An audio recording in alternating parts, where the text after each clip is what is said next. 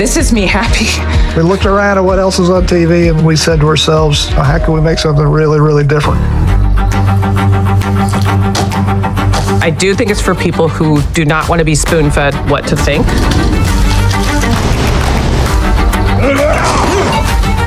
This intrigues me. Is this actually the apocalypse, or is this a good thing in disguise? That sounds about. Pluribus Episode 8's ending doesn't land like a normal cliffhanger. It doesn't go, the monster is coming. It goes, the monster is already inside the house and it's wearing someone you like. Because that's what this episode really does.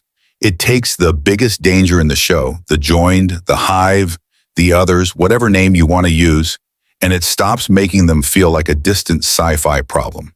It makes them feel like a relationship. Warm hands, shared jokes, little dates, a kiss that hits like oxygen after a month underwater.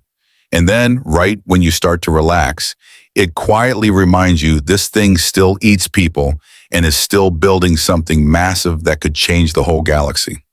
So let's walk through the ending like we're sitting in the passenger seat together, replaying the last few minutes and going, okay, what did we just watch? And why do I feel nervous even though it looks so sweet? If you're into smart, spoiler-filled breakdowns and crazy theories, go ahead and subscribe now. Make this your new home. The episode begins with the fallout of the previous episode's driveway message. 2 words, small letters, but it's basically Carol admitting the one thing she hates admitting. She needs people. She can pretend she's fine alone. She can steal a Rolls Royce and play golf off rooftops and take solo hot springs trips like she's on some post-apocalypse wellness retreat. But the quiet wins. It always wins. When Zosa finally returns, Carol doesn't act like a tough survivor. She acts like a grieving human being who hasn't been held since her wife died. She breaks, she clings, she sobs like she's been trying not to sob for weeks. That emotional comeback becomes the emotional engine of the episode, because now the joined have their opening. They don't need to drag Carol into anything. They just need to stay. They need to make the new world feel livable. They need to make Carol feel like this is home. And the scary part is, they're kind of good at it. The episode keeps circling one awkward question. What do you even do with a person who is technically a person, but also technically everyone? Carol and Zosa try to hang out like normal friends. They sit, they drink, they play a card game. They do the we should get to know each other thing. But even the simplest moment has that weird itch under it, because Zosa isn't just Zosa. Zosa is a mouthpiece for billions. Zosa can pull a memory from any life on Earth like it's a file in a cabinet. And Carol can feel that power in the room, even when nobody says a word. That's why the little details matter so much. Like the fact that Zosa isn't instantly perfect at everything Carol does. They play Spitz, and the Hive doesn't know who named it Spitz. That's funny on the surface, but it's also a crack in the wall, a tiny moment where the we know everything mask slips. Not everything transfers cleanly. Not everything is searchable. Not everything becomes data. And cracks are hope. Carol lives for cracks. She's not actually giving in, not in the simple way. She's adapting. She's learning a new strategy. In earlier episodes, her anger almost killed millions. Her blunt force approach made the Hive glitch, seize, collapse. Raw emotion hits the joint like a power surge. The Hive doesn't handle it well. Carol already knows that. So the episode shows her trying something different. Get close enough that she can speak the truth without detonating them. That's why she keeps writing on her whiteboard, even while she's laughing with Zosa, even while she's enjoying the attention, even while the city refills with smiling people like nothing terrible ever happened. Carol keeps reminding herself what this is. Then we get to the part of the episode that's both beautiful and deeply suspicious. The joins start building Carol a life. They don't just bring people back to Albuquerque, they bring back comfort. They bring back places. They bring back little memories, like they're decorating a room to match a person's childhood. The diner is the loudest example. This place matters to Carol. It's tied to her writing. It's tied to who she was before everything broke. And the joined rebuild it like a movie set. Same vibe, same feeling, same waitress, same we know what you need energy. If you've ever had someone love bomb you, text every minute, gifts, big gestures, You know the exact feeling that crawls up your neck here. It's flattering, it's comforting, and it's also controlling. Because the point isn't just to make you happy, the point is to make you soft. The point is to make resistance feel rude. The point is to make no feel like you're hurting them. Carol senses that. She calls it out. She basically says, "Stop distracting me." And the join don't even argue. They don't spin it. They don't lie. They just admit they know what she's doing too. That's what makes them so creepy. They don't need deception the way humans do. They can just wrap the truth in a warm blanket. Now here's the big trick. The episode keeps putting Carol in moments where she's happy, and then it asks you to sit with the cost of that happiness. Carol goes to a scenic overlook with Zosa. It's romantic. She gets those red lights, that quiet, that maybe the world isn't only horror feeling. Massages. She gets games. She gets croquet on a football field, like the apocalypse turned into summer camp. But every time the show lets you breathe, it slides a knife under the table. The train is the best example. It's introduced like a cute moment. Carol likes train horns, so Zosa makes the horn blow like she's showing Carol a magic trick. But then the context lands. The train is for food transportation. And we already know what food means in this world. Human-derived protein, milk cartons full of something that isn't milk, shrink-wrapped body parts in freezers. So that sweet little train horn moment turns sour fast. It's like hearing a lullaby and realizing it's playing in a slaughterhouse. Then the episode drops an even bigger reveal. The origin and the future plan. Zosa shows Carol a telescope view. Kepler 22, Kepler 22b, the place the gift came from. The Hive's origin isn't just a vague aliens did it. It's framed like a real point on the map of the universe. Something far enough to feel unreachable, but real enough to feel like a destination. And then comes the part that changes the entire meaning of the show. The joined aren't done with Earth. They plan to build a massive transmitter, basically the biggest megaphone humanity has ever made, and broadcast their genetic code into space. Not a warning, not a cry for help, a recipe, a blueprint, a quiet message saying, you too can become this. That's the real ending, hiding under the soft stuff. Because once you understand that, every cozy Carol moment becomes strategic. The joined don't just want Carol because she's lonely. They want her because she's one of the only minds on Earth that still creates something new. They don't make art. They don't write novels. They don't invent stories the way a single lonely human does. They can remix the past forever, but Carol can make something that didn't exist yesterday. So pushing Carol back into writing isn't just kindness. It's useful. It keeps her busy. It makes her feel purposeful. It gives her a small dopamine drip of I still matter. And it also plugs her into the Hive's favorite kind of control, consent you talk yourself into. And that brings us to the real ending, the part everyone is going to argue about. Carol and Zosa finally cross the line from awkward friends into something intimate. On the surface, it's straightforward. Carol is touch-starved, grief-starved, human-starved. Her wife is gone. Her world collapsed, and she spent weeks without a single real hug. So when Zosa kisses her, really kisses her, it hits Carol like relief. It isn't just sexual, it's survival, like lungs filling after being held underwater.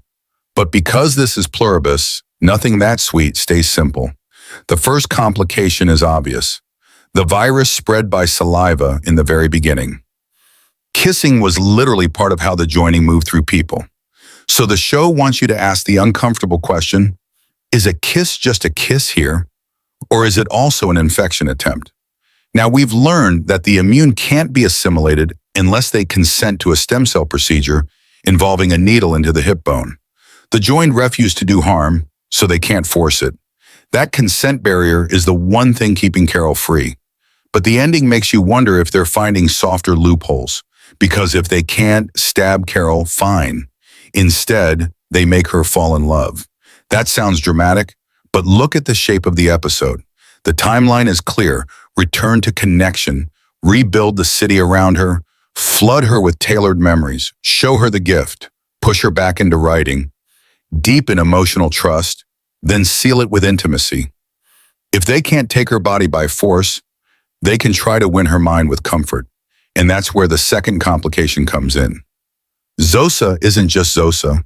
If Carol sleeps with her, she's not just being intimate with one person. She's being intimate with a collective. Even if Zosa can focus on the present and not feel every other body's sensations, the awareness is still there in the background, like a camera that never shuts off. So the ending forces a creepy question.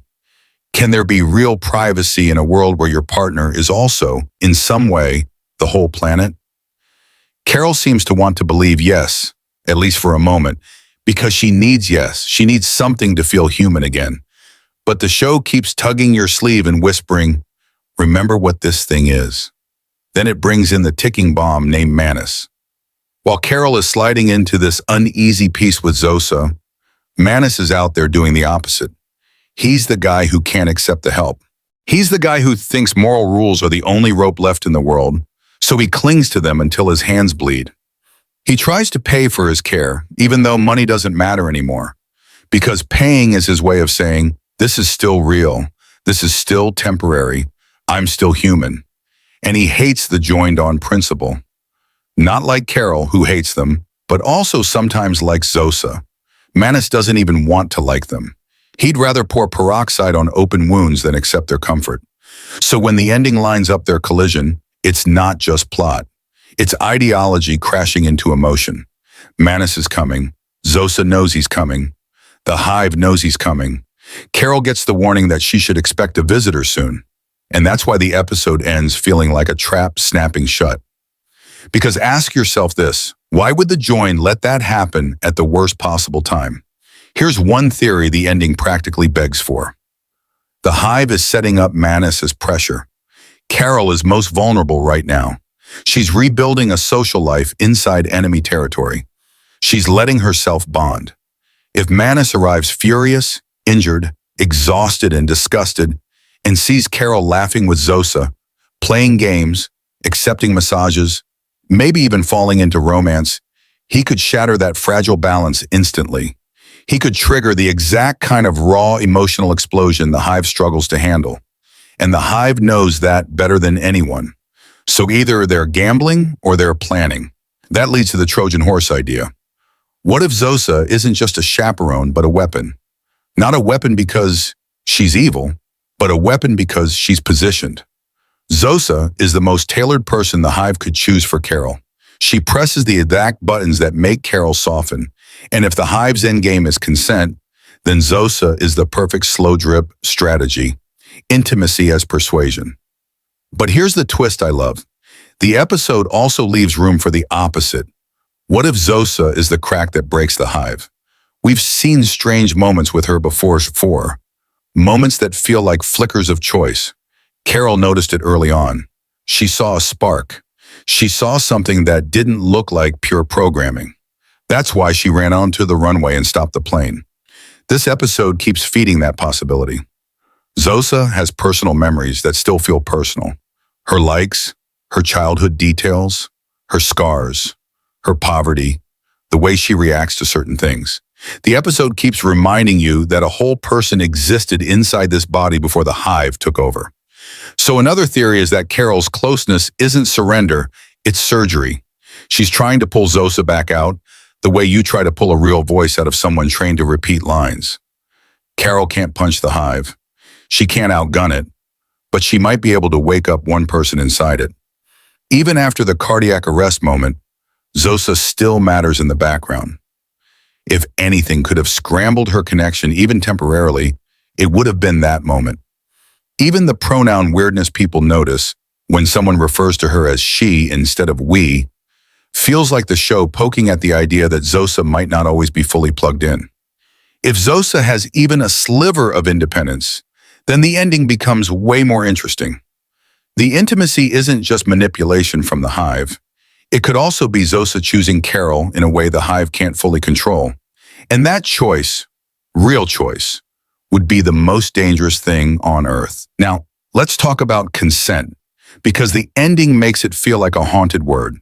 The joined keep claiming they can't do harm, can't force assimilation, can't violate the immune. But the episode shows how messy that gets when someone is unconscious or dying. Manus is airlifted, treated, saved. He didn't sign a form. He didn't agree. He was out. And yet the join still acted. So does consent only matter when the immune are awake enough to say no? If the join can justify medical intervention as saving, then the line gets blurry fast. And the show already gave us the Hive's own metaphor. They see the immune like someone drowning who doesn't understand they're drowning. That's a terrifying belief to hold, that if you're the one doing the saving, because it means you can rationalize almost anything. That's why the transmitter plan is so chilling. It reframes the Hive not just as a force seeking peace, but as one that wants expansion. Even if the Hive truly believes it's spreading help, it's still spreading itself. It's still exporting the thing that erased humanity's individuality. And if they succeed, Earth becomes the first domino in a cosmic chain. So when the episode ends with intimacy, it's not just romance. It's a question. Can Carol stay human long enough to stop a galaxy-wide broadcast? And can she do that without breaking herself? Carol is trapped between two kinds of death. If she stays alone, she deteriorates. The previous episode already showed her recklessness, her numbness. She almost let a firework take her out. That wasn't courage, it was emptiness. If she joins the Hive, she loses herself. She becomes happy, but it's the kind of happiness that comes from having the hardest thing in the world taken away. Choice, so the ending is Carol stepping onto a thin bridge over a canyon. Connection on one side, autonomy on the other, and the Hive standing underneath, smiling, arms open, saying, "We can catch you." Now the episode sets up some big theories without ever stating them outright. One possibility is that the next episode will be about collision. Manus arrives, sees what Carol has become in the last few weeks, and explodes. Not with violence, but with disgust, betrayal, panic. Carol, who has been carefully managing her emotions to avoid harming anyone, might not be able to hold it together. If that happens, the Hive could glitch again. They could seize. They could collapse. The show has already established that huge emotional stress from the immune ripples through the system. The nightmare scenario is a public meltdown that causes mass death. A more interesting possibility is that Carol uses Manus as leverage on purpose. She now understands the join can't easily say no, can't lie, and can't do harm. She's been mapping their limits since previous incidents. So what if she sets up a situation where the Hive has to choose between two impossible values? Keeping Carol happy versus keeping the Hive stable. Protecting Manus versus preventing him from hurting himself. Letting Carol love Zosa versus letting her stay independent. The Hive has rules, and Carol keeps finding ways to make those rules fight each other. That's how you beat something bigger than yourself. You don't punch it, you make it contradict itself until it cracks. Another theory is that the transmitter is not just for spreading, it might also be a beacon. Maybe Kepler-22b isn't just the origin. Maybe it's the destination. Maybe the joined are trying to call home, announce success, or invite something else to Earth. If that's true, Carol isn't just racing a broadcast. She's racing an arrival. Then there's the darkest theory of all. The Hive is running out of time. We've learned they have a caloric deficit. They have to survive on HDP because their ethics block most normal food paths. Their entire existence has limits that sound noble, but also unsustainable. What if the transmitter plan is urgent because the Hive can't stay stable on Earth forever? What if it needs new worlds the way a fire needs fuel? In that scenario, Carol isn't just a holdout. She's the last brake on a machine about to roll downhill into the stars. That makes the ending's intimacy even scarier. It looks like the final stage of the plan: soften the last immune, get her consent, remove the final problem, then finish the transmitter without emotional backlash. Which brings us back to that last image and feeling. Carol and Zosa together feels tender. It feels earned because Carol has suffered so much. It also feels wrong because the person holding her isn't a person the way Carol is. It's a network. That's why the ending sticks in your ribs. It's awe and oh no. It's like watching someone hug a beautiful, friendly-looking snake. You don't want to ruin the moment, but you also want to gently tap them on the shoulder and whisper, "Hey, just so you know, that thing is still a snake." And the show doesn't even need to say it. It's already set the stage. Manus is closing in. Carol is finally letting herself be held again. The Hive is building a transmitter big enough to change the sky. And somewhere out there, across a black ocean of space, the source of this gift waits like a quiet threat, ready for the signal to return. Episode 8's ending isn't just a romance beat. It's the moment Pluribus asks the meanest question it has yet. What if the end of humanity doesn't look like war? What if it looks like comfort? What if it looks like someone you miss smiling at you, offering a life you didn't think you'd ever get back, and all it costs is you? That's the real twist. The ending doesn't threaten Carol with a monster in the dark. It tempts her with comfort in the light. A city that feels normal again, a person who feels safe again, and a plan that feels way bigger than Earth. If the Hive is building a transmitter to shout its DNA into the universe, this wasn't a love story ending. It was the first step of an invasion that smiles while it does it. So tell me, do you think Carol is playing Zosa, or is Zosa playing Carol? Drop your theory in the comments. I'm reading everything. And if you're into spoiler-heavy breakdowns and smart theories that make these endings actually make sense, hit subscribe now so you don't miss the next deep dive the second it drops.